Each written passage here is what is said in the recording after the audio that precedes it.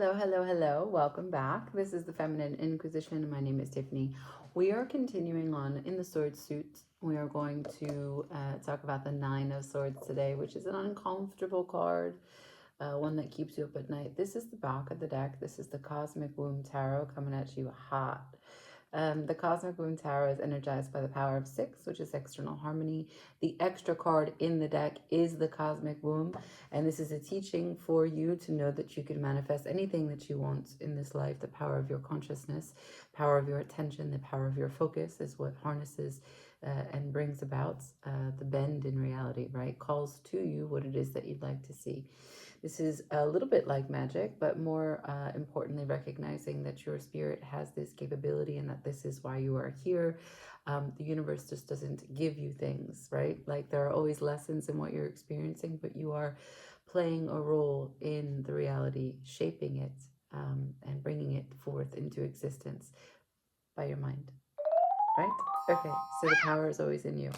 Now, why that's really important is because the swords is the mind. It's the mental masturbation, the mental confusion, the mental clarity, the way in which we process, structure our psychology, the way we think about thoughts, the way that we can track thoughts, the way that we make decisions, the way that we understand or don't understand that our thoughts and our participation in our thoughts will recreate how we feel.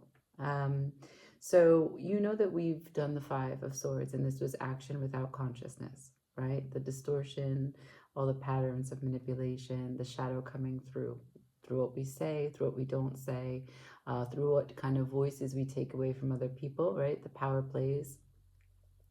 We know that the 6 of Swords is the life cycle of hope, right? A departure, to take a breather, to find how to live and let live. But then really face our own needs and come clearer to understanding what harmony means for us in terms of processing information and communicating.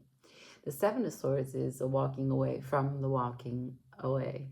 We recognize that actually that whole scenario that we needed to take a breather from was in part created by us. And so we get a chance to evolve. 7 of Swords is really a reckoning of understanding insights about the true you and how you can adapt, overcome, adjust, modify your behavior, your thinking. And then from there, leave behind what is no longer working and move towards a new strategy of sovereignty and independence, and one that is of your creation, right? The 8 of Swords is when you don't evolve, right? So we don't really need to experience all the swords in their succession. You could skip around. That would be amazing. But let's say you don't evolve and you come to the 8.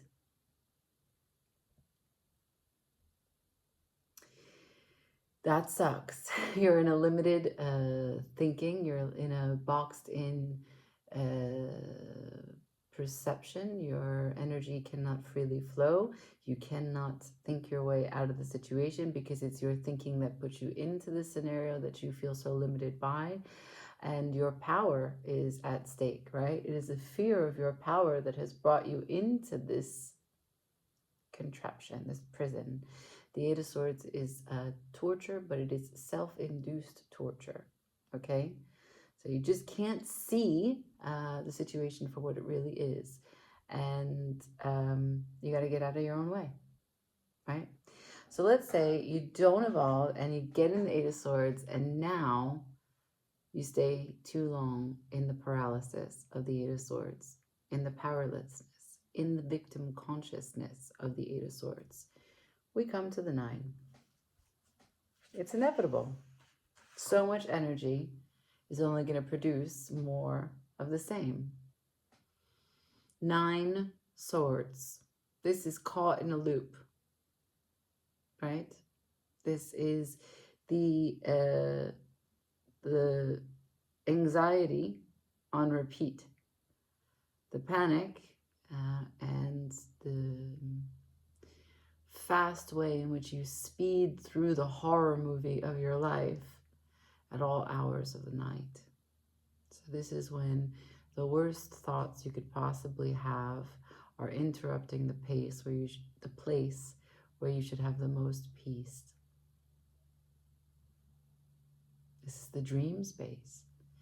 And it's interesting and important for us to recognize the astrological components here because it plays a role. We're not just talking as tarot readers about astrology because, ooh, it's so much fun. No, it's because energies of the planets give us a perspective. They give us a great understanding of what the characteristic is going to be like, what the personality is going to be like, how the energy is going to move. And this is Mars in Gemini. So let's just talk about that for a moment. Mars is your courage, your determination, your will. Mars is how you come from the solar plexus, the energy, your chutzpah, right? Like all of your the passion, the fervor, the just anything that sets you on fire and charges you to move, to speak, to think, to write, to paint, to sing. The impetus, right? The inciting incident. There is a trigger or many triggers in your body. Something happens. It could be the sight of an animal. It can be the conversation with a friend. It could be something that you see on social media, but it is a spark and you're going like a machine. It's the fuel that you needed to move. That's Mars. Fire. And it's personal because Mars is a ruler of Aries and it's super identity related items. The reason why you are supercharged with that trigger to move, to do, to be, to speak is because it is speaking to your identity. You are feeling fulfilled by the energy that you put out in that particular arena.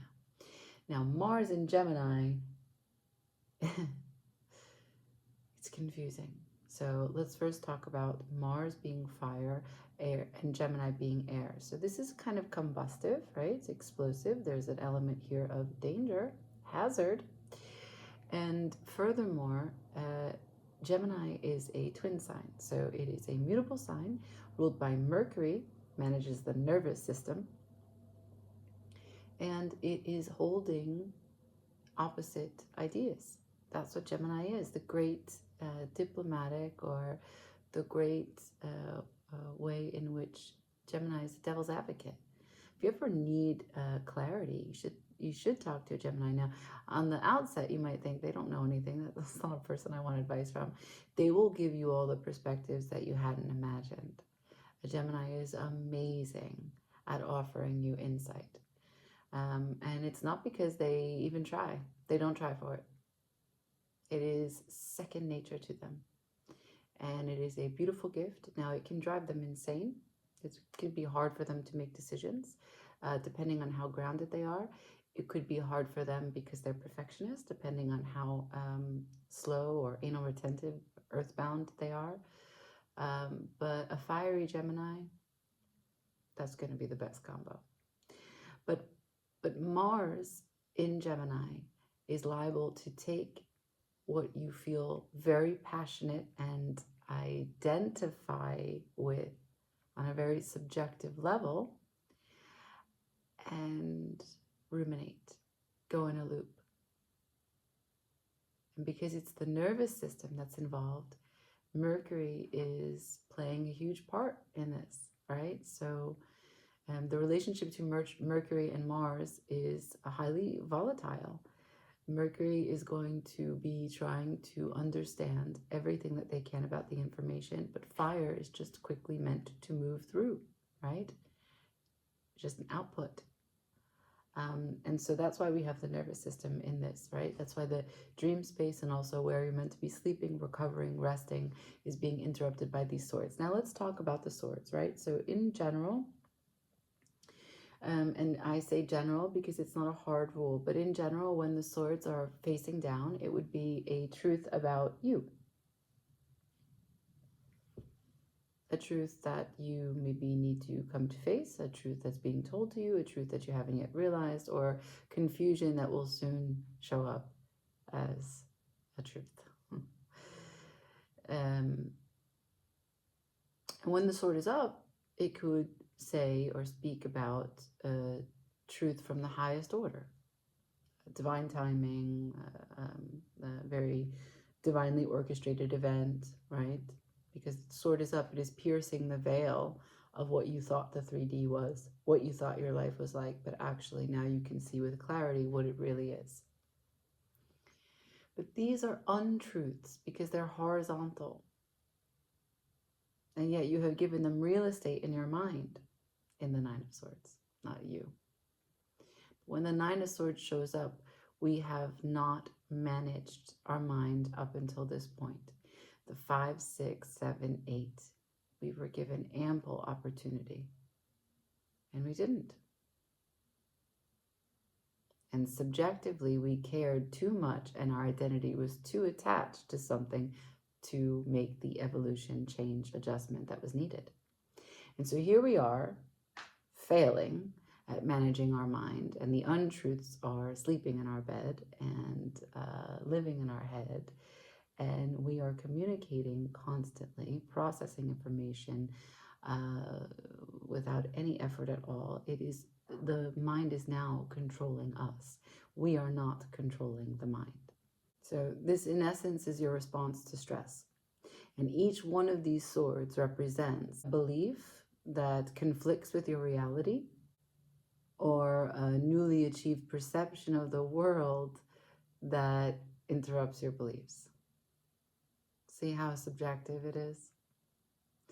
So it's interesting, right? Because Mars would be a cardinal. If we tried to attribute it to signs, it would be cardinal. Mars is also associated with Scorpio, which is fixed, but less. Aries is cardinal, which is like the first one out there, right? Like first one to raise their hand, first one to come up with the idea. Oh wait.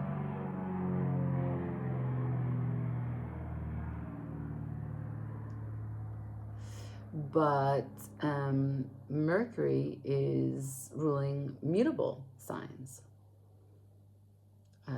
Gemini and Virgo.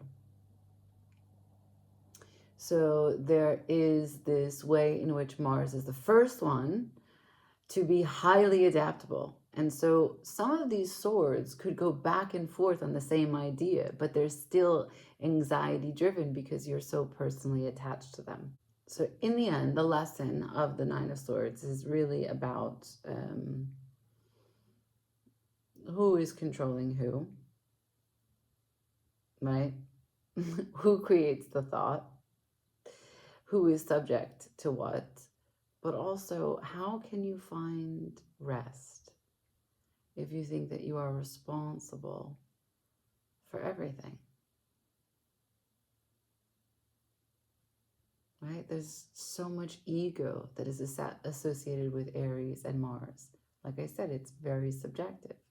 And the reason why these matter and keep you up at night is because your ego is attached to it. That's not to say that if you come to a worrisome place that you're full of ego, but it could mean that. So that's the Nine of Swords. Caught in a loop. Your worst movie about you on repeat. I'm going to show you some other Nine of Swords in some other decks that I think are really, really cool. And some other cards that are attached to it, right? So I'm going to start with the Circle of Life Tarot because I just love this one. So this is their Nine of Swords, a beauty laying in bed, and she has all these little demons pulling and trying to kind of get their daggers into her. It looks like maybe the nightmare of Cinderella or something when she's going through a makeover, and instead of the birds making her hair beautiful and putting her dress together, it's these demons that are tearing her apart. But what I want to show you is that the snake that is wrapped around this entire story is eating its own tail. And it's this futile way in which your mind is a machine. It's going to be the start and the end of all of your problems. And if you are criticizing yourself, worrying about things that haven't happened, worrying about other people's perception of things that haven't happened, taking your life so seriously, you're in a loop that is just not assisting you in any way because you are biting your own tail, right? What's the worst thing that could happen? You would lose this life and you wouldn't have a chance to live anymore, right? And in your last moments, you would still be with your mind. So you have to find a way to manage it. You have to find a way to be okay with you. You have to find a way to calm yourself down. Your coping mechanism for what thoughts come into your mind does not have to be something that you are inherently good at. You don't have to have positive thoughts all the time. You have to know how to respond and love you, even though you don't have control over these sorts of things. And you have to be able to let go of things that are not real. Okay? Because if you just run the engine of all the things that you are most afraid of and think it's not going to impact you or your reality, you have relinquished your place here. Okay, so now I want to show you the 9 of Swords from the Tower of Mystical Moments.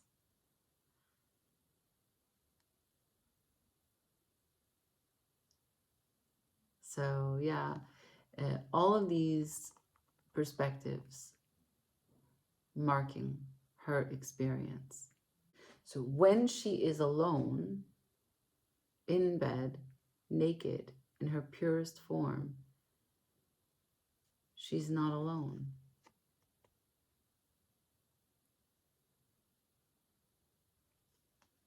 And then I'm going to show you the 9 of Swords from the Shadowscapes, because I think it's really cool. It relates to the Hermit, which is also number 9. Remember, 9 is all the management of whatever suit it is. So here there's like a vortex. You see that?